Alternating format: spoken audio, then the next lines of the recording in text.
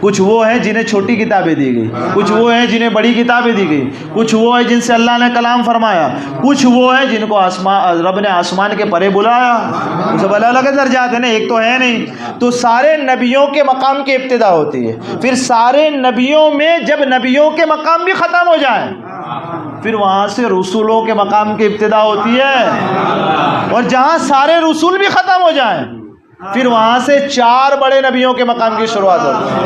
अब जहाँ 4 बड़े नबियों के मकाम की भी इंतहा हो जाए वहाँ से हमारे आका के मकाम की शुरुआत होती है, वहाँ से हमारे आका के मकाम की शुरुआत होती है। अब समझ आ रही? वो जो नबी जिसको हम मान रहे थे उसके ऊपर एक रसूल है, फिर उसके ऊपर उलुल आज़्म है, फिर उनके भी सरदार हमारे आका। क्या बात करें हुजूर अलैहिस्सलातु वस्सलाम की, कितनी शान अल्लाह ने अता फरमाई। सबसे औला वाला हमारा नबी, सबसे